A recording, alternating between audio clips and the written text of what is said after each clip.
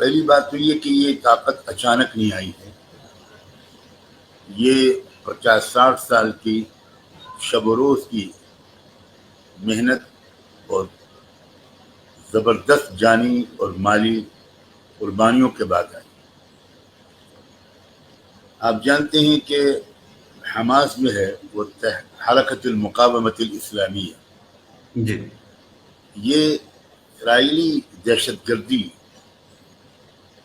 کا مقابلہ کرنے اور جنگ آزادی لڑنے والی ایک تحریک کا نام ہے، جس کو قائم شروع کیا تھا شیخ احمد یاسین نامی ایک شخص نے، جو جسمانی طور پر آپ کو حیرت ہوگی کہ مفلوج تھے، ویل چیئر پر چلتے تھے، مگر روحانی طاقت غیر معمولی اللہ نے ان کو دی تھی، اور نوجوانوں سے محبت، نوجوانوں سے پیار اور محبت کے ذریعے نوجوانوں کو زندگی کا شعور سکھانا، سلیقہ سکھانا۔ ورنہ فلسطینی نوجوان اس حد تک بے راہ رو ہو چکے تھے، اور ان کو بے راہ رو کیا گیا تھا تاکہ یہ کبھی بھی کچھ مقابلے کی سوچ بھی نہ سکے۔ یعنی میں ان لفظوں کھل کر شاید بیان بھی نہیں کر سکتا کہ فلسطینی نوجوانوں کا کیریکٹر کیا ہو گیا تھا۔ وقت ضائع کرنا، شراب پینا، جوا کھیلنا، تعلیم میں دلچسپی نہ لینا، ادھر ادھر گھومتے رہنا،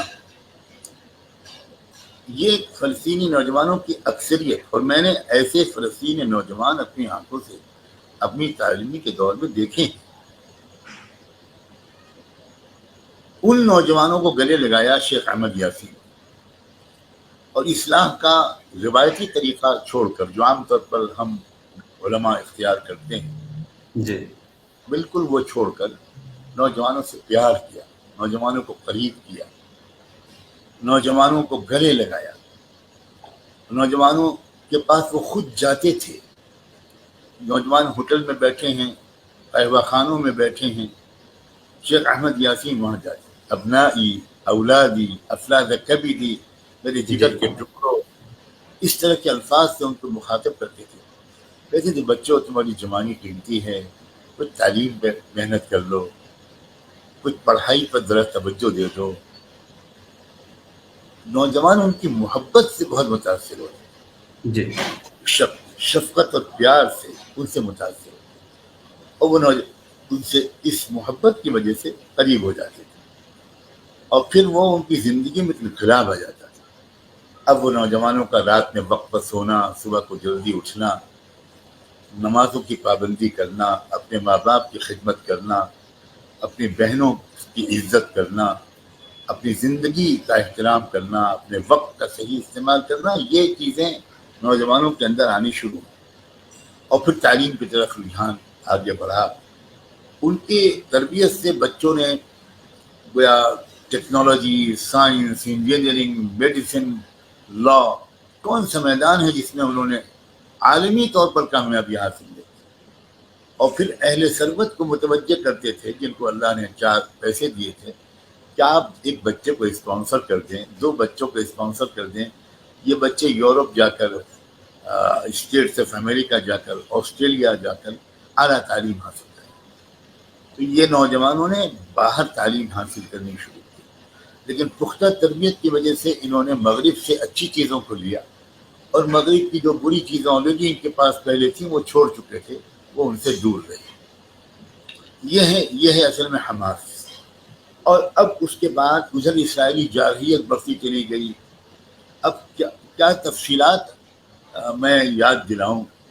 جی اسرائیلی جارحیت بڑھتے بڑھتے بڑھتے بڑھتے انہوں نے کیا کیا کہ جب وہ پیدل پہ جنگوں میں آگے بڑھتے گئے، قبضہ کرتے گئے، عرب عیاش حکمرانوں کی وجہ سے ان کی وہ سرحدیں کھوتے چلے گئے، تو گویا 40% 45% حصہ فلسطین کا فلسطینیوں کے پاس رہ گیا، باقی سب اسرائیلی بن گئے، باقی سب بالکل ایک ناجائز اولاد کی طرح امریکہ اور برطانیہ کی وہ ان کے سر پر مسلط کر دیا۔ اب یہ نوجوان طلبہ باشعور باہر رہ کر عالمی سیاست کو پڑھا، انہوں نے تاریخ کو پڑھا، یونائٹڈ نیشنز کے دوغلے کلچر کو پڑھا، یہ بہت واقف ہو گئے عالمی حالات سے کہ ہو کیا رہا ہے ہمارے ساتھ، یہ زائنسٹ فورسز جو صہیونی طاقتیں ہیں ان کے کیا جی مقاصد، یہ کیا کرنا چاہتے ہیں ہمارے ساتھ۔ ادھر یہ بھی ہوا کہ فلسطین کے لوگوں نے جو بہت غریب تھے، بیکورڈ تھے، اور یہ خلافت عثمانیہ کا ایک بہت بڑا قصور ہے۔ خلافت عثمانیہ نے اس وقت جس وقت یورپ بہت تیزی سے ترقی کر رہا تھا سائنس اور ٹیکنالوجی میں، خلافت عثمانیہ نے عالم اسلام کے جس حصے پر، بہت سب حصے پر انہی کی حکومت تھی، انہوں نے وہاں پر جدید تعلیم کو عام نہیں کیا، ترقی نہیں دی ملک کو، نئی نسلوں کو، بہت پچھڑ گئے، وہ بہت غریب ہو گئے، اور اس غربت کا فائدہ اٹھایا۔ اب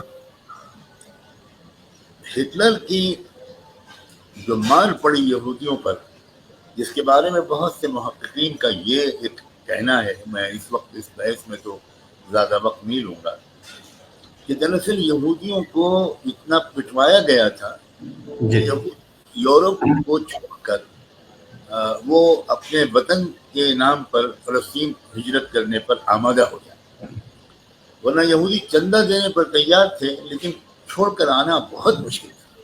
کہاں یورپ کی بہت ہی پرآسائش ترقی یافتہ زندگی، اور کہاں فلسطین میں نہ بجلی اور نہ وہاں رہنے کے مکانات، اے سی اور کولر تو چھوڑ دیے، بجلی ہی نہیں تھی، کچھ تھا ہی نہیں، اجڑے ہوئے دیہات تھے۔ تو یہودیوں نے یہ بھی کیا کہ وہاں جب آئے وہ، تو انہوں نے ان فلسطینی غریب لوگوں سے ان کی زمینیں خریدی۔ اس وقت ایک عالم دین تھے، ایک بڑے زبردست رہنما تھے، ایک عالم مفکر رہنما دانشور، مفتی امیر الحسینی۔ جی میں ان سے ملاقات کا مجھے کئی بار شرف حاصل ہوا، اور کیونکہ وہ رابطہ عالم اسلامی کے رکن بھی تھے، جی اور میرے والد ماجد بھی رابطہ عالم اسلامی کے بنیادی فاؤنڈر ممبر تھے، تو کئی 2-3 مرتبہ اس کا اتفاق ہوا کہ مکہ مکرمہ میں رابطہ عالم اسلامی کی کانفرنس کے موقع پر ان دونوں بزرگوں کی ملاقات ہوتی تھی۔ مفتی امیر الحسین صاحب ہمیشہ حضرت والد صاحب سے اور حضرت مولانا ابوالحسن علی ندوی سے ملاقات کے لیے قیامگاہ پر تشریف لاتے تھے۔ اب میں ایک نوجوان طالب علم تھا، اس وقت مدینہ منورہ کی یونیورسٹی میں پڑھتا تھا، تو میں مفتی امیر الحسینی کی خدمت کے لیے ان کے کمرے جاتا تھا، گھنٹوں ان سے حالات سنتا تھا۔ تو خلاصہ اس کا یہ ہے کہ وہ رو رو کر بیان کرتے تھے کہ میں پیدل چلتا تھا، سائیکل پر چلتا تھا، خچر پر سوار ہو کر جاتا تھا، دیہات جاتا تھا، اور فلسطینی لوگوں کو سمجھاتا تھا کہ زمین مت بیچو، یہ زمین خریدی نہیں جا رہی ہے، یہ تمہاری زندگی، تمہاری آزادی چھینی جاتی، سمجھو، تھوڑے صبر کرو، محنت کر کے آگے ترقی کرو۔ لیکن ظاہر ہے کہ مال کی محبت، مال کی لالچ، ایمان کی کمزوری جو آج ہم سب کے ساتھ ہے، اور پوری ملت اسلامیہ اس کا شکار ہے، تو بہت سے لوگوں نے، اکثر لوگوں نے ان کی بات نہیں سنی، اور اپنی زمین بیچ کر وہ یہ بھی کہتے تھے کہ ہم تم کو زمین کی دگنی تگنی چوگنی قیمت دیں گے، اور تم کو امریکہ، آسٹریلیا وغیرہ کا ویزا دیں گے، وہاں تم کو سیٹل کریں گے، تم وہاں چلے جاؤ، یہاں مت رہو۔ اس طرح یہ اسرائیل بسا۔ تو اب وہ بڑھتے چلے گئے، پھر جنگوں کے ذریعے، پھر وہ 1967 کی جنگ، اس سے پہلے 1948 کی جنگ، 48 کی جنگ میں تو یہ ہوا تھا کہ مسلمان مجاہدین نے ان کو پیچھے دھکیل دیا تھا، لیکن امریکہ بیچ میں آ گیا۔ پھر 73 جو میں نے اپنے شعور کے زمانہ تھا میرا، 48 میں تو میں پیدا بھی نہیں ہوا تھا، 73 کی جنگ، اور اتفاق سے ہوا یہ کہ 73 کی جنگ ہوئی تو جون میں، اور میں گیا اکتوبر میں سعودی عربیہ تعلیم حاصل کرنے کے لیے، جی تو بہت قریب سے وہاں کے حالات بھی جاننے کا موقع ملا۔ تو اس وقت بھی میں نے یہ بات بہت تفصیل سے اپنے فلسطینی دوستوں سے اور اساتذہ سے یہ سنی کہ اس وقت 73 میں بھی یہی ہوا تھا۔ 73 کی جنگ اکتوبر میں ہوئی تھی۔ اکتوبر ہاں، میں آج کل وہ ایک پوسٹر بھی وائرل کیا جا رہا ہے کہ 73 کی جنگ بھی اکتوبر میں ہوئی تھی اور کامیابی ملی تھی مصر اور اردن کی فوج کو، اور یہ دوبارہ اکتوبر 2023 ہے. تو اس وقت بھی کون سے تھے وہ مصر کے فوجی کون سے تھے، اردن کے فوجی کون سے تھے؟ وہ تھے جنہوں نے تربیت پائی تھی، ایک دینی تربیت، ایک مذہبی، اور ان کے اندر قومی غیرت تھی، اور وہ شوق شہادت سے سرشار تھے. وہ کوئی لالچی لوگ نہیں تھے. تو ایسے لوگ جب میدان میں اترتے ہیں تو بڑی بڑی جو ترقی یافتہ حریف فوجیں ہوتی ہیں ان کے قدم اکھڑ جاتے ہیں. ایمان کی طاقت، عزم و ارادے کی طاقت، اس سے بڑی دنیا کی کوئی نیوکلیئر طاقت بھی نہیں ہو سکتی. تو اس وقت بھی وہ امریکہ آ گیا اور امریکہ کی فوجیں آ گئیں، امریکہ کے ہیلی کاپٹروں نے بمباری شروع کر دی. تو اس وقت وہ فتح رک گئی. خیر بہرحال وہ لوگ اپنی تربیت، میں تو صرف یہ تفصیل بیان کرنے لگا آپ کے ناظرین کے لیے کہ حماس سے واقف نہیں ہے لوگ، وہ لوگ ان کو آتنکوادی تنظیم کہہ رہے ہیں. حیرت ہوتی ہے، یعنی جھوٹ کی بھی کوئی لمٹ ہوتی ہے.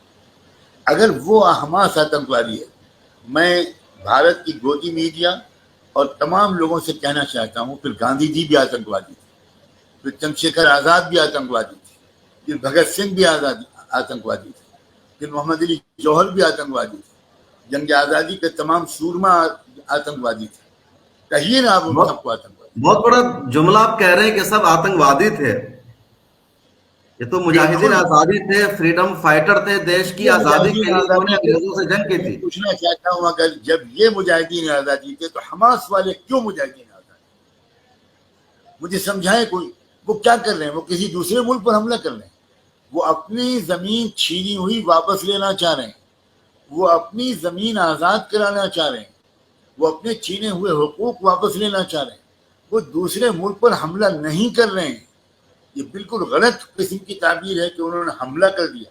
وہ جنگ آزادی لڑ رہے ہیں، ان کی زمین جو چھینی گئی وہ اپنی زمین واپس لینا چاہ رہے ہیں. ملت ٹائمز کو آپ کی ضرورت ہے، ہماری آپ مالی مدد کریں.